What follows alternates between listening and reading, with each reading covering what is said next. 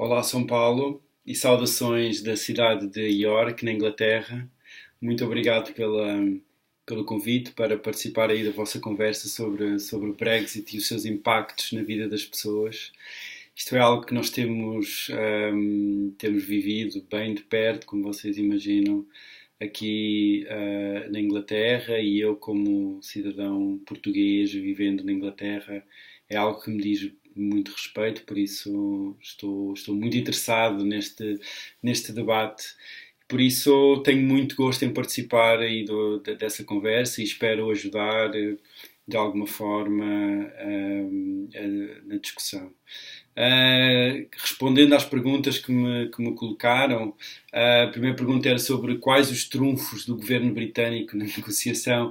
Bom, é uma pergunta interessante porque muita gente no Reino Unido e na Inglaterra acha que o governo britânico está completamente perdido e desorientado nesta negociação. Que não havia uma estratégia no início, que não há uma estratégia agora, que o próprio governo britânico está dividido relativamente a qual a estratégia, quais os objetivos que querem ser atingidos. Ou seja, há pelo menos isso que transparece a nível da sociedade e a nível dos mídias também, é que existe uma grande desorientação do governo britânico. Que há diferentes correntes dentro do Partido Conservador, que há diferentes correntes no governo e que ninguém sabe bem o que é que o governo quer e qual é que é a estratégia que o governo deveria seguir.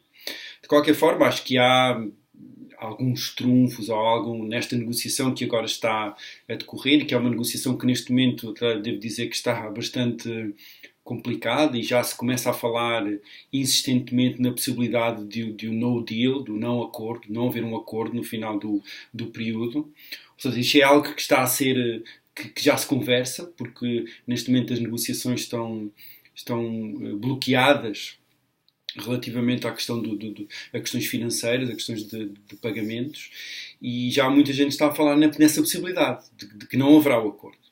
Mas de qualquer forma existem vários trunfos do governo britânico, ou seja, diferentes razões pelo qual o governo britânico tem algumas cartas em seu poder. Por um lado, a questão do Reino Unido ser obviamente uma economia muito forte, não é? Apesar de ser uma economia que sofreu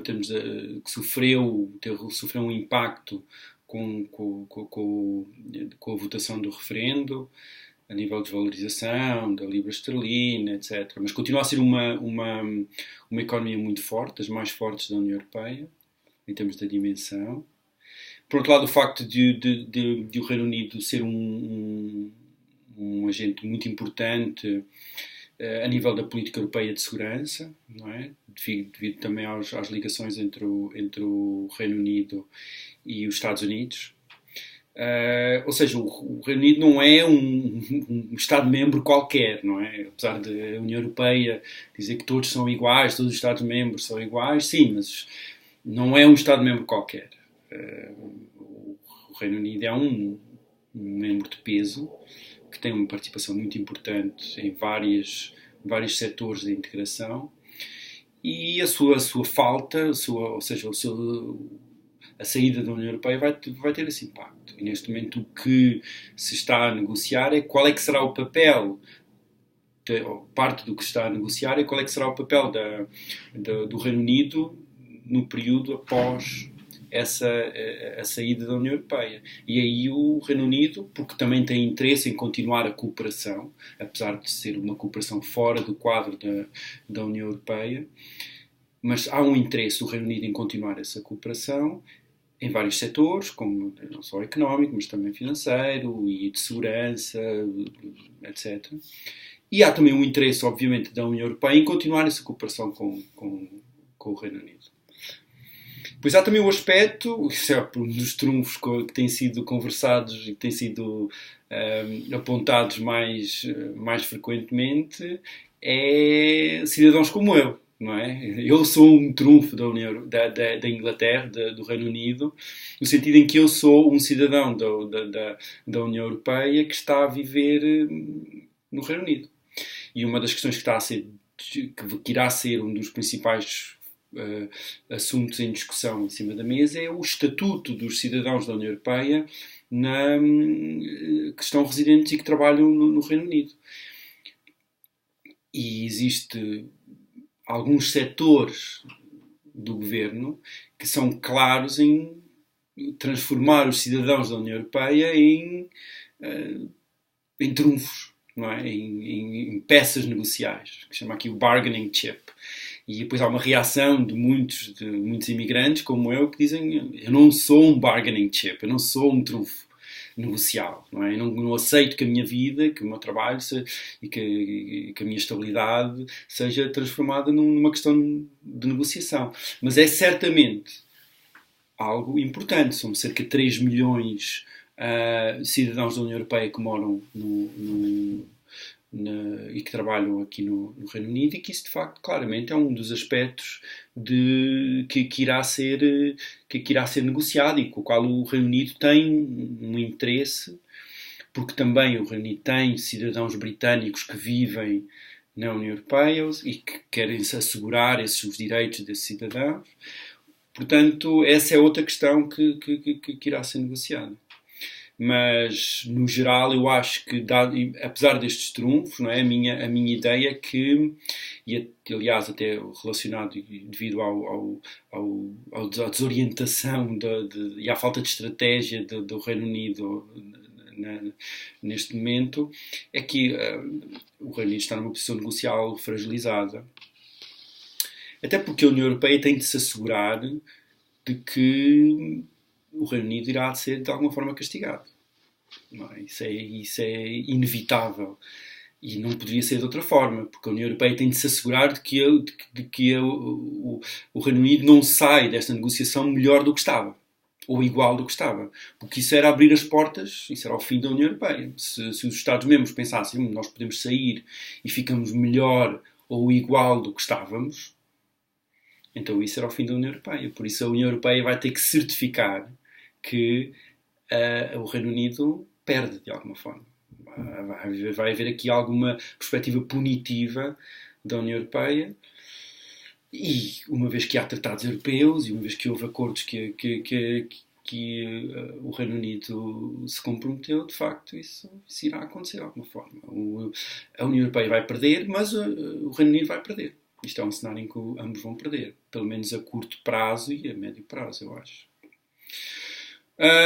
Falando a segunda questão, que era, pensando em termos de globalização, qual a avaliação do processo?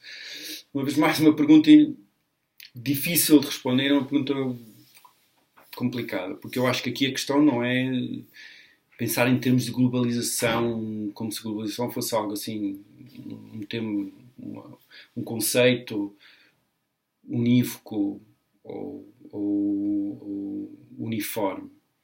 Porque, na verdade, pensamos em que tipo de globalização é que beneficia com este processo, e que tipo de globalização sai prejudicada.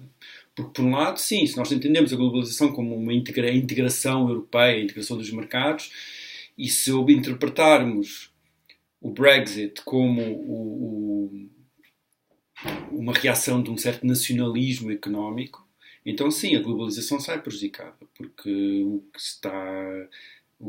que o Brexit pressupõe é que existia um processo de integração económica, política, social, etc. na União Europeia, no sentido de ultrapassar um quadro centrado nos Estados, e que agora esse processo sai prejudicado por causa do Brexit. Por isso, na verdade, isso seria um obstáculo à globalização, não é? Mas, na verdade, há diferentes perspectivas da globalização que estão aqui em jogo e que estão a ser apresentadas pelos diferentes atores políticos. Certamente, para muitos dos defensores do Brexit, não se trata de pôr em questão a globalização.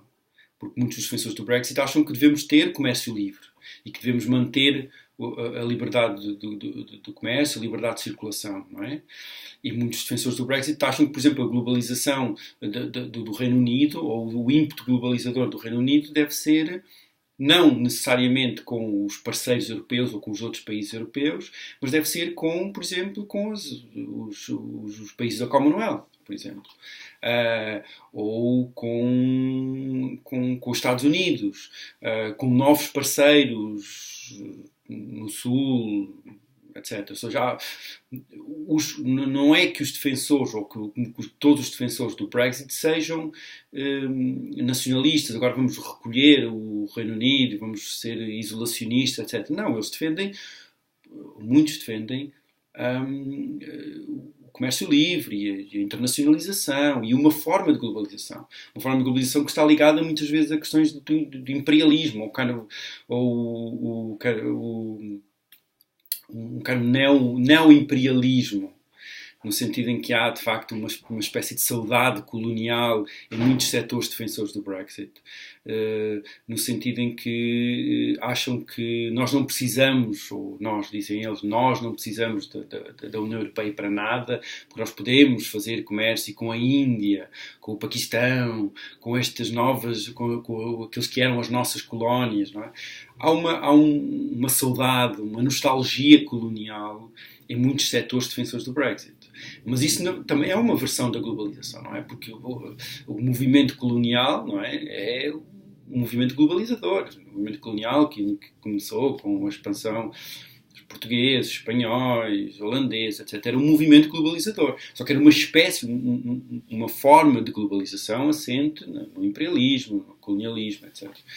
Por isso, há uma narrativa globalizadora mesmo entre os defensores do Brexit. Não é? Claramente, uma forma de globalização que sai prejudicada é uma globalização assente na solidariedade entre os povos, principalmente na solidariedade entre os povos europeus. Isso claramente sai prejudicado, porque o projeto europeu é abalado com o Brexit. O projeto europeu, que nunca foi, apesar de ser muito fortemente comercial e económico e financeiro, mas era também um projeto social e cultural, um projeto político de união entre os povos e de solidariedade entre os povos. E uma das coisas que o Brexit veio revelar é que, de facto, revelou um pouco uma espécie de um chauvinismo que é latente e que está bem presente na sociedade britânica. Uma ideia de que nós, de facto, não precisamos dos outros e não devemos preocupar-nos com os outros, nós devemos preocupar-nos em primeiro lugar connosco. Que é algo que vai contra alguns dos princípios de solidariedade que estavam presentes no projeto europeu. A ideia da solidariedade entre os países mais pobres e os países mais ricos. Claramente há uma reação no Brexit que é uma reação contra isso. Por isso essa forma de globalização, uma globalização mais social, sai prejudicada. Com o Brexit, com o retorno, com o desenvolvimento, o empoderamento desses setores mais chauvinistas, mais não sei como explicá-lo aqui, mais virados para dentro. E esses setores que de facto estão mais empoderados, estão mais fortes agora, desde que o Brexit aconteceu. E isso, por exemplo, reflete-se na própria campanha do Brexit, que foi uma campanha muito, muito feia, muito orientada para, por exemplo, evocando os perigos da imigração e as ameaças trazidas pelos imigrantes. Tudo muito falseado, houve muita mentira, houve muita falsidade sendo veiculada pelos defensores do Brexit. Mas toda essa narrativa ganha força depois do referendo. E isso reflete, infelizmente, muito um crescimento da xenofobia, o aumento de crimes de ódio, crimes de ataques racistas, etc., que é um dos efeitos perversos, mas, na verdade, era algo que seria expectável, uma vez, dado o teor e dada a natureza da campanha, que foi uma campanha muito, muito feia, muito invocando a ideia do estrangeiro como uma ameaça. E que não é novo na campanha, porque de facto o que aconteceu na campanha do Brexit foi o resultado de anos e anos de de um trabalho por parte de certos setores dos mídias, dos tabloides, uma ideia de xenofobia que foi fomentada e foi alimentada por certos setores da população, e particularmente certos setores dos mídias, e que resultou neste ambiente, que é um ambiente hoje em dia um nacionalismo mais exacerbado, com o aumento do racismo, o aumento do nativismo, do sentimento nativista, que é algo que também se observa nos Estados Unidos com o crescimento do fenómeno do Trump. Por isso, e sim, nesse aspecto, a ideia da globalização enquanto solidariedade, enquanto cooperação e coesão entre povos sai claramente prejudicada. Última pergunta, já estou a falar demais. Última pergunta, quais os principais impactos que estão a acontecer na vida dos cidadãos e algum impacto futuro iminente? Bom, o impacto óbvio é algumas coisas que eu já falei. Por um lado, há um impacto económico, que em termos de, por exemplo, a desvalorização da Libra é um exemplo, uma incerteza, uma grande incerteza a nível económico, a nível do futuro de determinadas empresas, do futuro de determinados setores financeiros, que neste momento estão a questionar se não deverão mudar para Frankfurt e não, em vez de estarem em Londres. Não é? Há muitos bancos e muitas empresas que estão a questionar isso. Não é? Isso obviamente vai ter um impacto a nível da economia, a nível do emprego, e aliás já está a ter um impacto a nível do emprego. O Reino Unido está neste momento numa situação económica mais difícil e de facto muito disso está relacionado com o Brexit, em termos da inflação, da estagnação a nível salarial, etc. Por isso há todos esses efeitos económicos que são visíveis e que vão continuar, porque existe uma grande incerteza e nós ainda não sentimos o impacto do Brexit. Hoje em dia só estamos a sentir o impacto de uma perspectiva de acontecer Brexit daqui a um ano e meio ou qualquer coisa, não é? Quando o Brexit de facto acontecer aí vamos ver o que é que vai acontecer. E não augura nada de bom o facto de hoje em dia nós aqui no Reino Unido estar a ver esta grande desorientação a nível do governo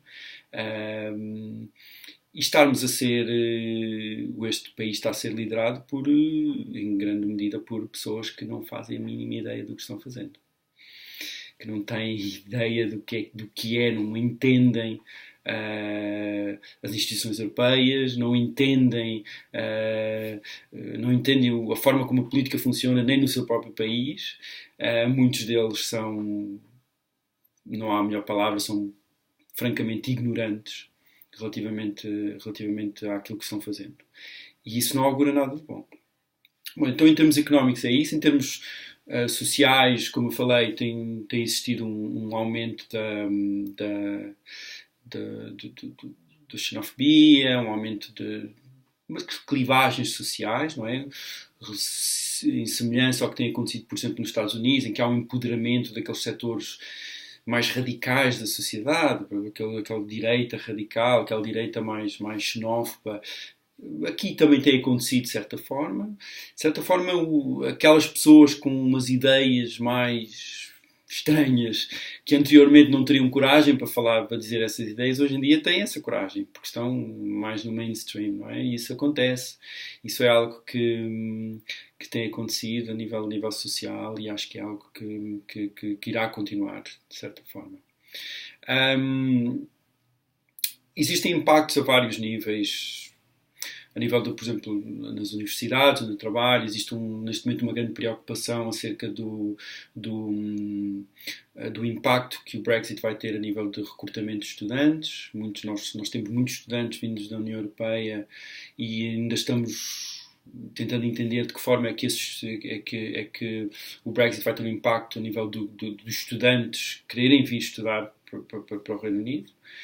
Que é uma grande fonte de receitas para o Reino Unido, o seu setor de universidades. Até agora ainda não temos sentido o impacto ter sido marginal, mas estamos ainda bem preocupados com isso. Há também um impacto acerca dos fundos de pesquisa, do acesso aos fundos de pesquisa europeus. Por isso as universidades estão preocupadas acerca disso. Depois há um Perdão, há um conjunto de impactos a nível do dia a dia das pessoas. Eu falando, por exemplo, no meu caso, como cidadão europeu, um, vivendo na União Europeia, vivendo no Reino Unido, obviamente que fico preocupado e que me questiono sobre como é que vai ser o meu futuro neste país, não é? Até agora eu podia entrar e sair do país sem ser discriminado de qualquer forma, a nível do emprego, a nível do acesso aos serviços de saúde, a nível de qualquer coisa, porque isso eram as regras da União Europeia, e não sei de que forma é que isso vai ser afetado, não é? Ainda há uns dias se falava da possibilidade de, a partir do ano que vem, os cidadãos da União Europeia precisarem de ser registrados, haver um registro dos cidadãos da União Europeia neste país, e já veio alguns membros do Parlamento Europeu dizer que isso não é possível, que isso é contra as regras, etc. Ou seja, há toda uma incerteza relativamente à nossa vida, não é? E que tem um impacto a nível das famílias, da vida das famílias, das decisões de comprar casa, de fazer seguros, etc. A questão do acesso aos cuidados de saúde. Há todo um conjunto de decisões que os cidadãos não podem fazer neste momento ou têm dificuldade em fazer por conta das incertezas relativamente ao Brexit. Por isso estamos todos um pouco, na verdade, aguardando aquilo que irá acontecer, vendo todos os dias, ou tentando manter o optimismo, apesar de todos os dias, cada vez que abrimos os jornais, termos mais razões para ser pessimistas. Essa a situação em que eu estou. Por um lado, há uma parte de mim que pensa, no fundo, acho que no final as pessoas vão conseguir entender-se e vão conseguir arranjar um, um meio termo, um acordo e que vai tudo ficar bem, mas por outro lado, sempre que eu abro o jornal e que eu vejo as notícias, eu encontro mais notícias, encontro mais razões para estar pessimistas. Por isso estamos assim, nesta questão. É, no fundo, um cenário de grande incerteza. E eu acho que essa incerteza irá continuar nos próximos tempos, infelizmente, porque não há neste momento uma liderança estável no Reino Unido que nos permita ver qual é a visão dos responsáveis deste país para o Brexit e de que forma é que eles vão proteger os cidadãos que moram aqui e ao mesmo tempo atingir os objetivos que eles querem atingir. E é isso. Eu acho que eu teria muito mais para dizer, mas acho que já vou com bastante tempo e quero deixar aí tempo para vocês discutirem. Obrigado uma vez mais pela oportunidade de participar e sempre às ordens. Um abraço. Tchau.